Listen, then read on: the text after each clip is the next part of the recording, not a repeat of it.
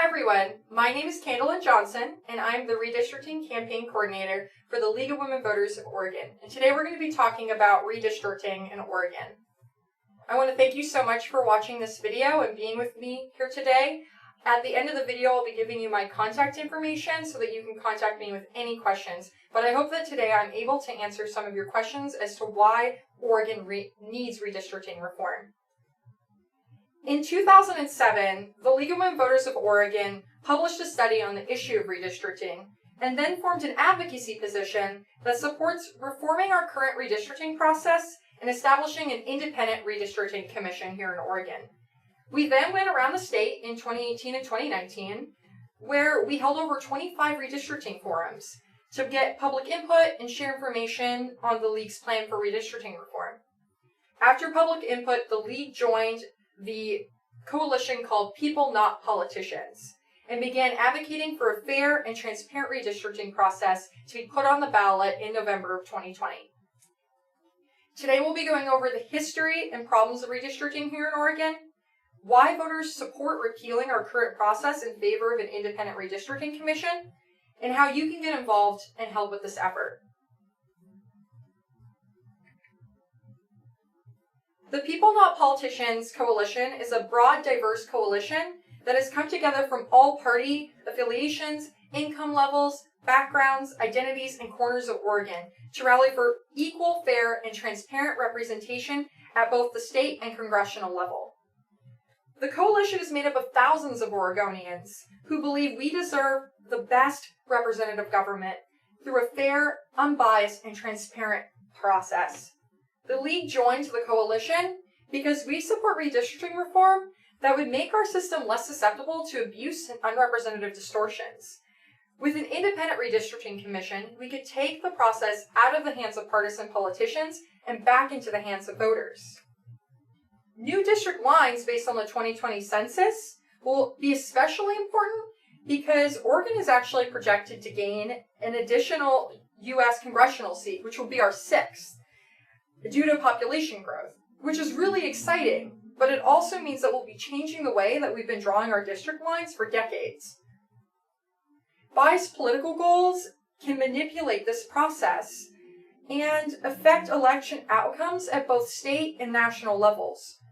Oregon should be choosing their politicians. Politicians should not be choosing their voters.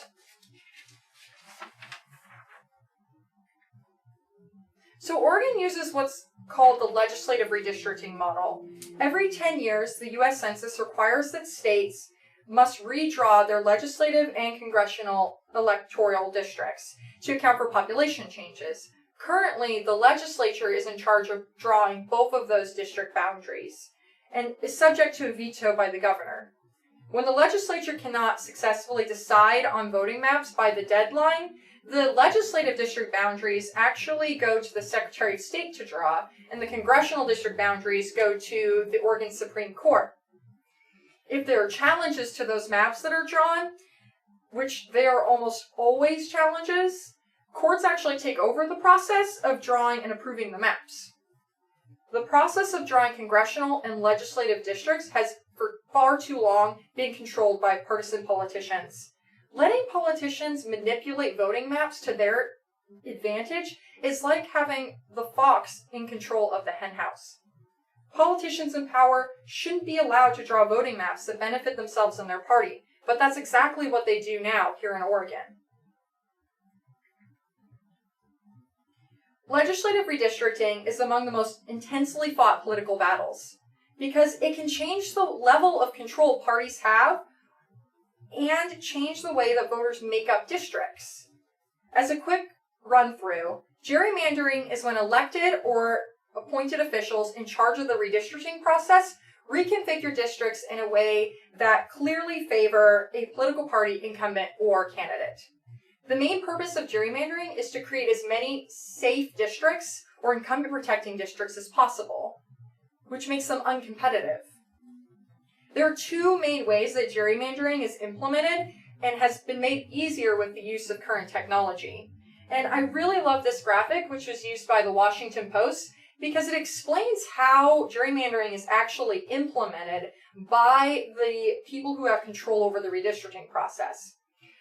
So the first way that gerrymandering is implemented is called cracking. And as you can see here, this is usually used by the majority party if they get control of the redistricting process. So here, the blue party has cracked red party voters into as many districts as possible, making it so that no matter how much that the red voters come out to vote, they're never going to be able to change the representation.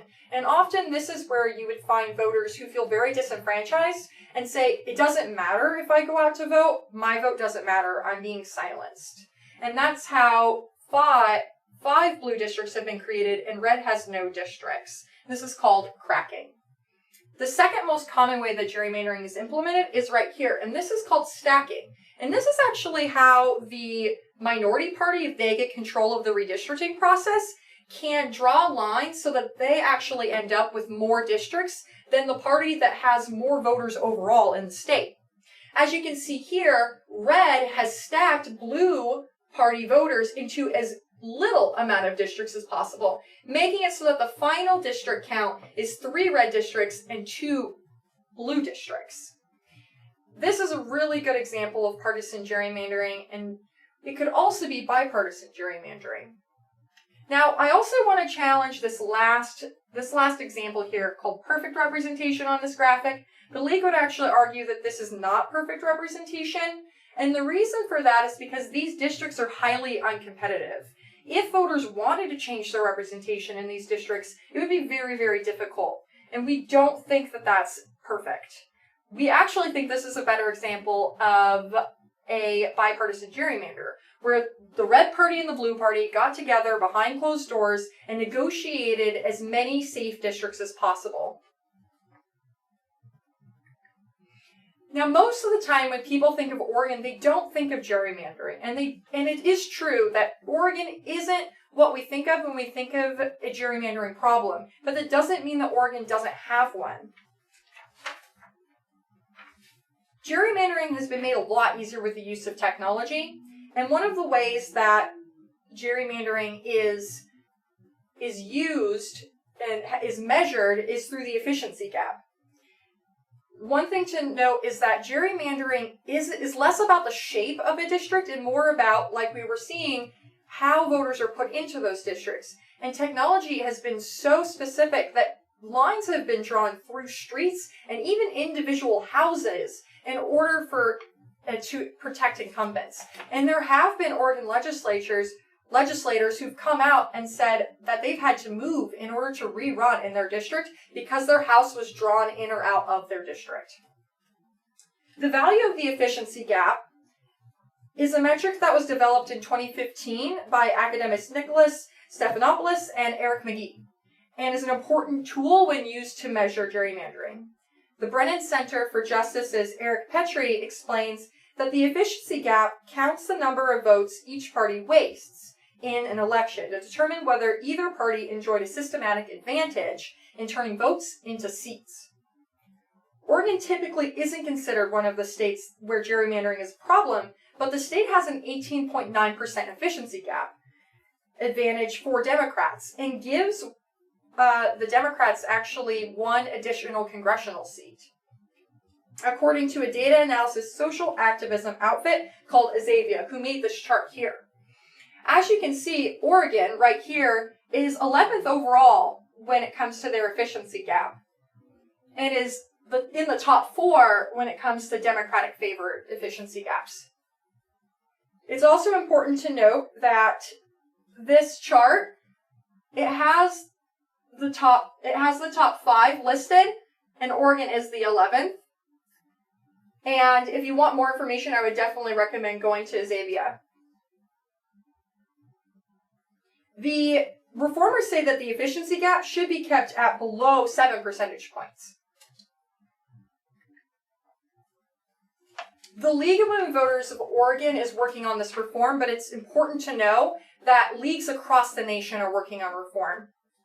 Although People Not Politicians is based in Oregon, the National League has formed an effort called PeoplePowered Fair Maps to fight for redistricting and fight gerrymandering across the nation. It was formed in September 2019 to create fair, transparent, people-powered redistricting processes, and is working with each state league to really create a reform that fits their state. It's also important to note that the reason it was created is because in June of 2019, the U.S. Supreme Court left the fight for redistricting reform to the states. So we can't rely on the federal courts to fix our redistricting system here in Oregon. We need to do it ourselves.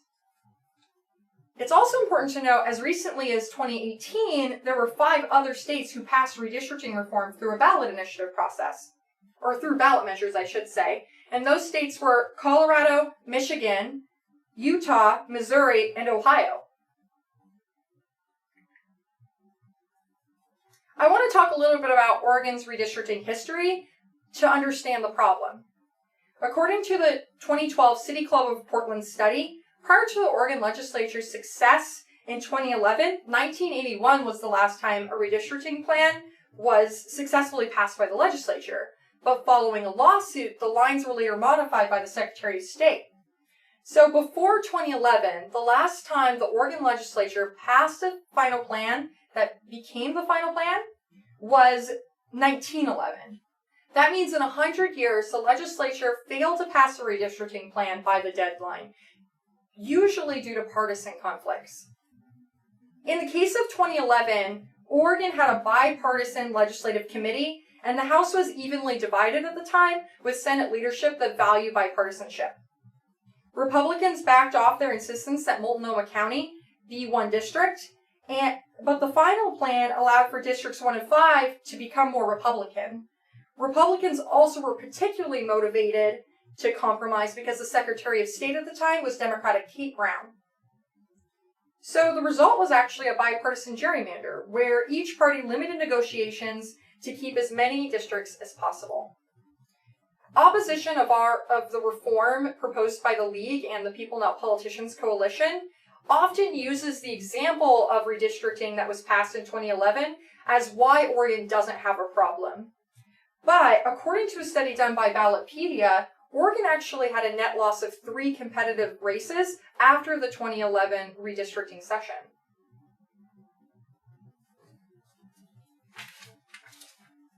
Following several cycles of redistricting plans drawn by the Oregon Secretary of State or the Oregon Supreme Court, the 2011 cycle is considered unique, and we do not think it could be easily repeated. It's also important to note that the Legislative Redistricting Committee is not required to be bipartisan at all, and it could be with one party having more representation than another in future redistricting sessions.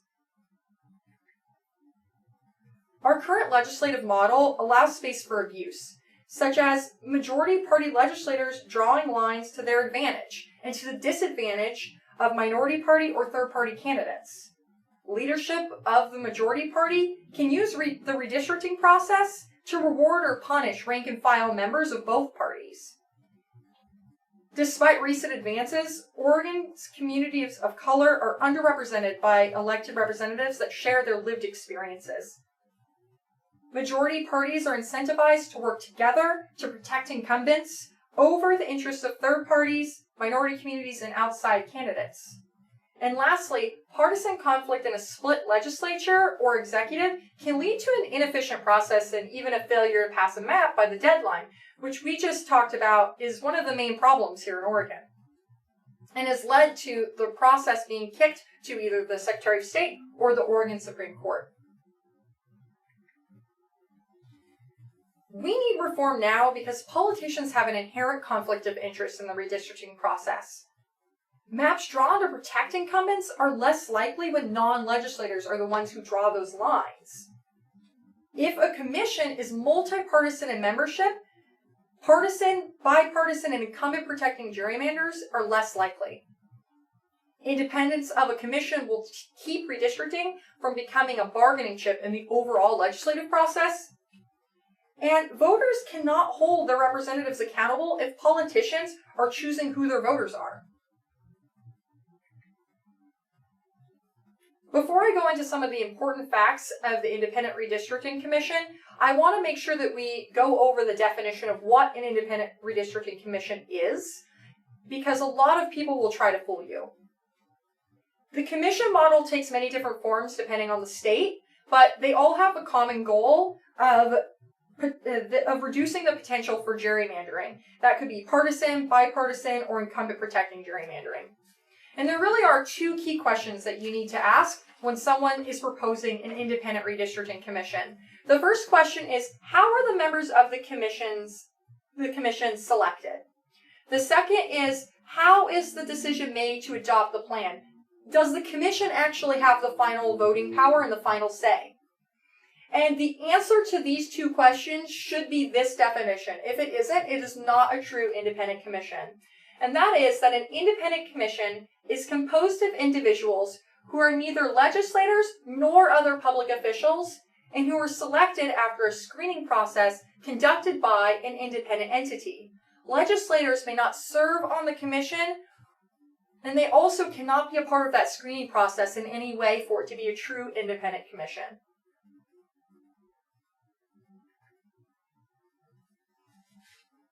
This reform was created by a statewide coalition and is following the successful redistricting plan in the 2011 California Redistricting Commission. Our proposal has been seen as one of the strongest legally sound reforms in the country by redistricting advocates, and so far has gone through the Oregon court process with little to no hiccups. We know through polling that Oregonians support redistricting reform, and we've seen through the initiative process so far that we have a really strong measure. To ensure reform, we would have to amend the Oregon Constitution by repealing the legislative model in the form and to instead have an independent commission model to draw both legislative and congressional districts by the 2011 redistricting session. An independent commission would put the power back in the hands of voters. So let's go ahead and talk a little bit about the proposed reform. If you want more details about the measures themselves, I would really recommend going to the People Not Politicians Oregon website, where you can read all three of the measures in full. You can also find more information on that website, or you can email me and I can send you these slides. But the next two slides, I'll go into a little bit of detail about how the commission is selected and how the commission will work. So, to ensure a fair, independent commission, people with conflicts of interest need to be taken out of the process. So they would be excluded from the pool of applicants of commissioners. They'd be excluded from the panel of administrative law judges who make up that independent entity that screens in the commissioners. And they'd be excluded from any staff or agencies tasked with supporting the commission. Here's a list of some of the conflicts of interest. There's a few more of them, so I'd really recommend reading the measure if you want to read all of the conflicts of interest. There's also a handout that I have that goes into detail of the conflicts of interest and how the commissioners are selected. But some of the important things to know is to qualify for being on the commission, an individual must be registered to vote in the state of Oregon. And for the 3 years preceding the initiation of the application process, has been registered to vote in Oregon with the same political party or unaffiliated with a political party, and voted in at least 2 of the 3 most recent general elections, or has been a resident of Oregon for at least the previous 3 years.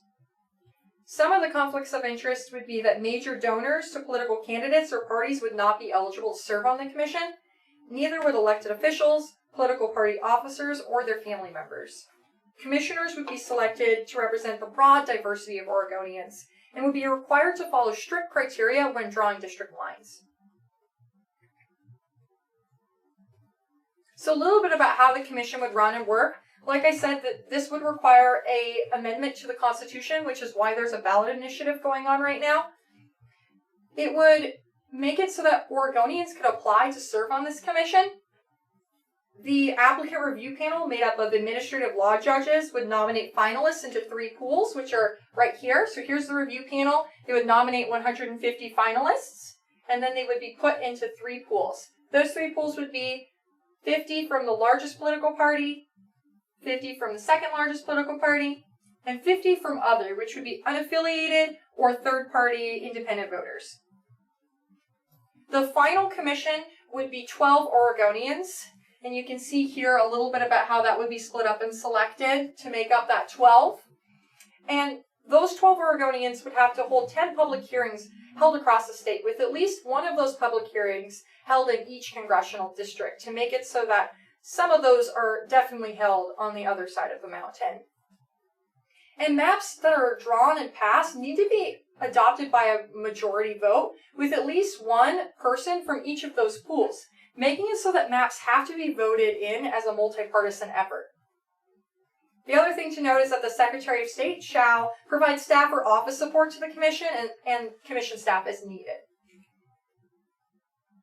So there's a really detailed handout, like I said. If you want that handout, you can go to the People Not Politicians website, or you can email me. And this has that has this cool graphic here and has a little bit more information. So the Commission will have really strict required criteria when drawing maps. They obviously will still have to follow federal law, which is listed over here. But some of the other things that we'd want to make sure that they are doing is that when they're redrawing districts, that borders would be drawn with respect to geographic and voter diversity, reflecting city, county, and other natural boundaries, as well as language, racial, or other communities of interest. And that favoritism or discrimination against any political party or office holder would be prohibited. We would include additional requirements added to the current Oregon statutes, where, to the extent practicable, redistricting maps should be designed in a manner that achieve competitiveness.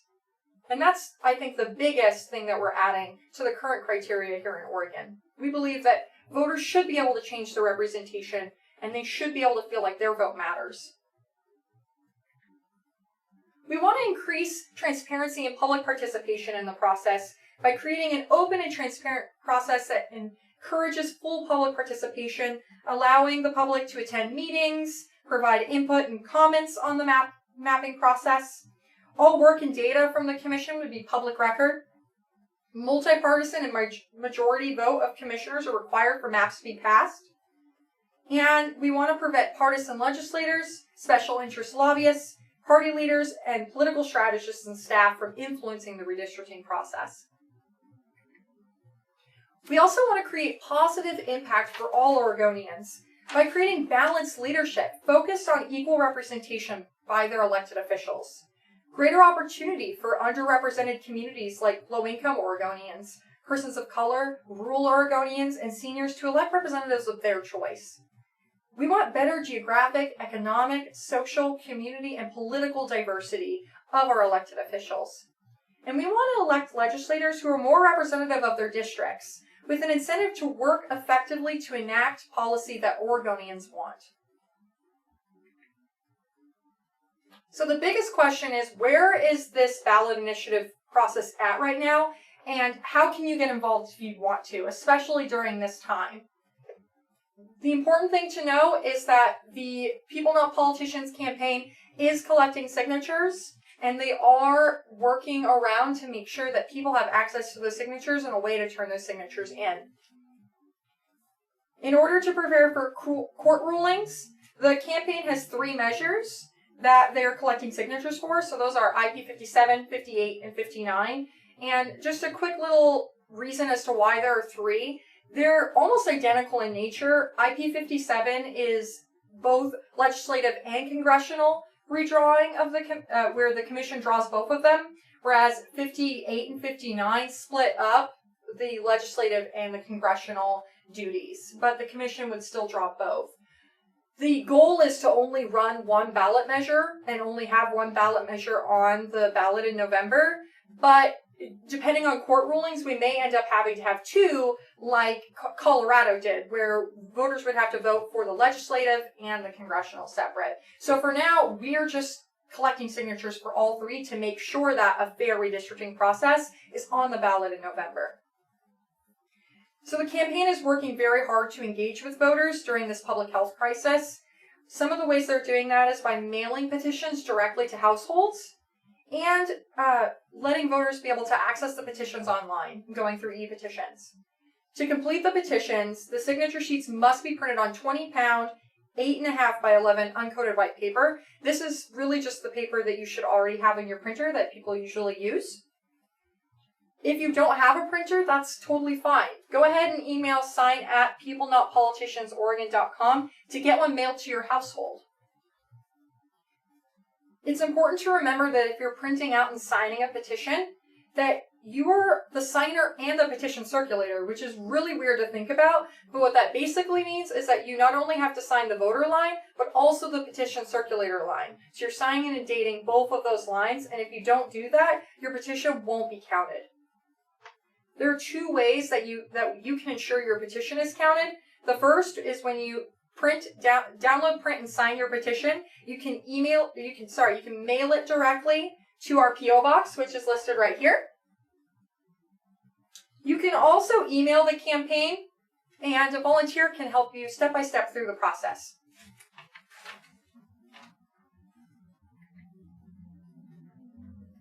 Together, I know we can make lasting change and ensure our democracy realizes its promise of one person, one vote. You can get involved by visiting the People Not Politicians website. You can learn more about how to sign a petition, join the coalition, volunteer, learn more about the campaign and the coalition, who's endorsed, and you could also read the full measures or access some of those handouts and more contact information. Just go to www.peoplenotpoliticiansoregon.com. I also really recommend, if you haven't, that you join your local league today. Oregon has several local leagues that really work on issues that impact your community directly. And if you would like information on how to contact your local league, you can go to the League of Women Voters of Oregon website, or you can contact me, and I can get you in contact with your local league representative. I also would love it if you invited the Redistricting campaign in some way to virtually speak to groups in your area. We're also holding community-based webinars in your area because we know that outreach and just educating voters is really important during this time. We also want you to like, follow, and share the PeoplePowered Fair Maps campaign and the League of Women Voters of Oregon on social media. I want to thank you so much for listening to me and for being here today. And we really do believe that Oregonians want and deserve a fair process. Also, if you have any other questions, please feel free to email me at candlin@LWVOR.org. I could send you the slides, I could send you PDFs that I mentioned, send you some links for more information. I really do want your questions. Please feel free to reach out to me with any questions you have. And I hope that you all stay safe and healthy.